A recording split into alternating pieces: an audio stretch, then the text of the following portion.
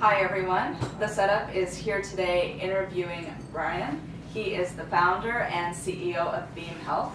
Welcome. It's Thank you. Great to be here. Awesome. So tell me a little bit about Biem Health and what it is that you do. Yeah, absolutely. I had a situation about 5 years ago where I started to feel a pain in my left testicle. And maybe a weird way to start out with what you do, but I did the typical guy thing. I did nothing. As the pain persisted, I became a little more worried, didn't really know who to go to, and quite frankly was scared and embarrassed. It took me about 3 months to actually go get checked, and when I finally got checked, I was diagnosed with both testicular cancer and chlamydia. So after going through that, I decided, while going through chemotherapy, to write a blog about my experience. And when I did that, it opened up the floodgates for people to come talk to me about their own sexual health situations. And I realized that there's this common theme that we all feel but never talk about, and that's one of like sexual health anxiety. And so what we wanted to do is create something that made sexual health okay to talk about. Make people more confident in how they're feeling about their sexual health and their partner's sexual health. So we created my company, Biem Health, which is an app where you can download it, answer a few questions, video chat with a sexual health care provider, get tested for STDs, and then the results come through the phone, so you can then have a really good, healthy, confident conversation with your partner. What an interesting concept. Yeah. Did you find you had any competitors in the space, or was this something that was novel when you started it? Yeah, there are certainly companies out there. Actually, I don't look at them as competitors. This is such a big problem that anybody that wants to come into this space and help solve the problem, let's do it, and let's do it together. There's for 3 years running now, STD rates are higher in America than they've ever been. It's a $16 billion problem in the US, so we're not talking about something that's small. As far as other companies that are doing something similar, there's certainly telemedicine companies out there, there's certainly diagnostic companies out there. Where we differentiate ourselves, we're providing an entire experience around sexual health. That includes content, it includes actually talking to a doctor before getting tested, so we're not just a results shop. It includes prescriptions. One of our biggest repeat customers come in to get PrEP. So that's an HIV preventative medication. So yeah, we look at this as we don't do all of medicine, we do sexual health, and sexual health is it.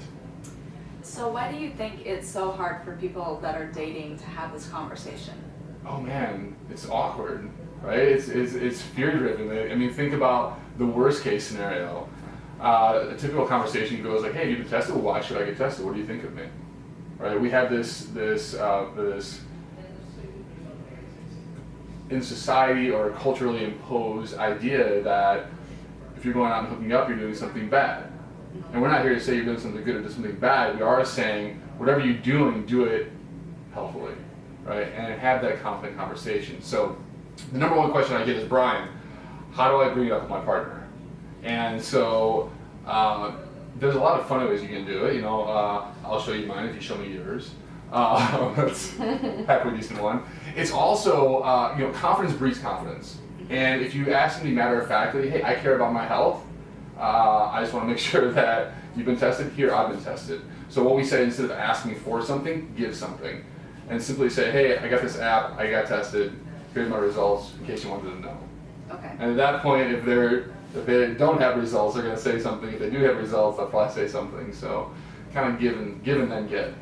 So why do you think that people aren't confident about this issue? Is it because they're not getting tested, or is it just because they don't want to talk about it? Yeah.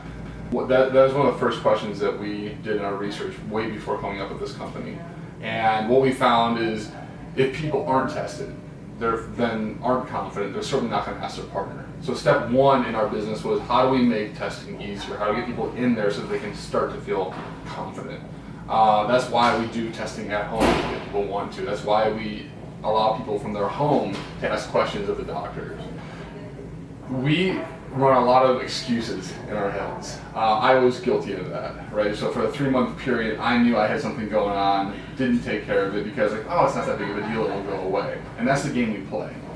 Also, generally speaking, heterosexual men, they feel as though this isn't necessarily a problem for them. When we did the surveys and the interviews, we found guys say things like, well, women get checked out at the gynecologist every year. Therefore, they'll tell me if they have something, right? So instead of approaching the conversation and actually asking, and that's not they the case. assume. It's not the case Of at course, all. because like if a woman goes to her annual visit, she's not going to get an STD test Right. necessarily. She's going for other reasons. Yeah, So. yeah. So these are the stories that we tell ourselves to feel more comfortable in not having the uncomfortable conversation.